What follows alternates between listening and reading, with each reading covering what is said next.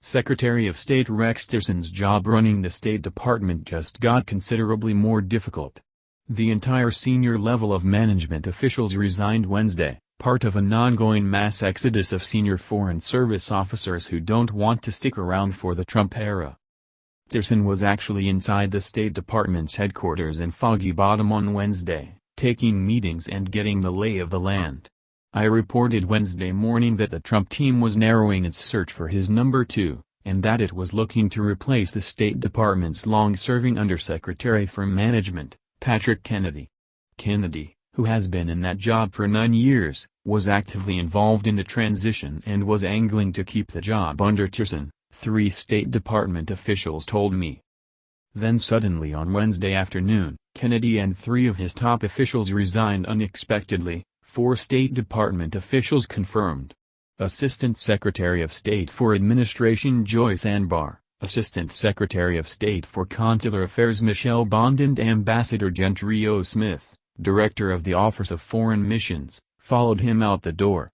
All are career Foreign Service officers who have served under both the Republican and Democratic administrations. Kennedy will retire from the Foreign Service at the end of the month, officials said. The other officials could be given assignments elsewhere in the Foreign Service. In addition, Assistant Secretary of State for Diplomatic Security Gregory Starr retired January 20, and the Director of the Bureau of Overseas Building Operations, Lydia Muniz, departed the same day. That amounts to a near-complete house cleaning of all the senior officials that deal with managing the State Department, its overseas posts and its people.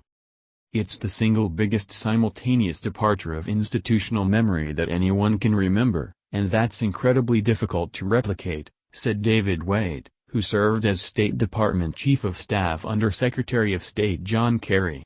Department expertise in security, management, administrative and consular positions in particular are very difficult to replicate and particularly difficult to find in the private sector. Several senior Foreign Service officers in the State Department's regional bureaus have also left their posts or resigned since the election.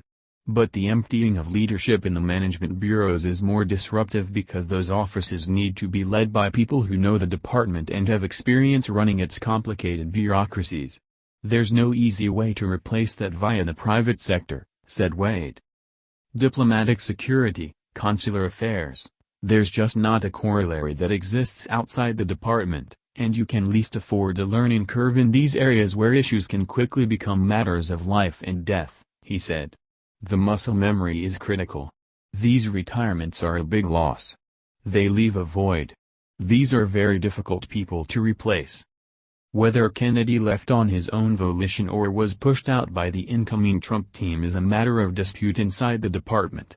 Just days before he resigned, Kennedy was taking on more responsibility inside the department and working closely with the transition. His departure was a surprise to other State Department officials who were working with him. One senior State Department official who responded to my requests for comment said that all the officials had previously submitted their letters of resignation, as was required for all positions that are appointed by the President and that require confirmation by the Senate, known as propositions. No officer accepts a proposition with the expectation that it is unlimited. And all officers understand that the President may choose to replace them at any time, this official said. These officers have served admirably and well. Their departure offers a moment to consider their accomplishments and thank them for their service.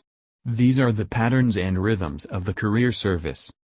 Ambassador Richard Boucher, who served as State Department spokesman for Colin Powell and Condoleezza Rice, said that while there's always a lot of turnover around the time a new administration takes office, traditionally senior officials work with a new team to see who should stay on in their roles and what other jobs might be available. But that's not what happened this time. The officials who manage the building and thousands of overseas diplomatic posts are charged with taking care of Americans overseas and protecting U.S. diplomats risking their lives abroad. The career Foreign Service officers are crucial to those functions as well as to implementing the new president's agenda, whatever it may be, Boucher said. You don't run foreign policy by making statements, you run it with thousands of people working to implement programs every day, Boucher said. To undercut that is to undercut the institution.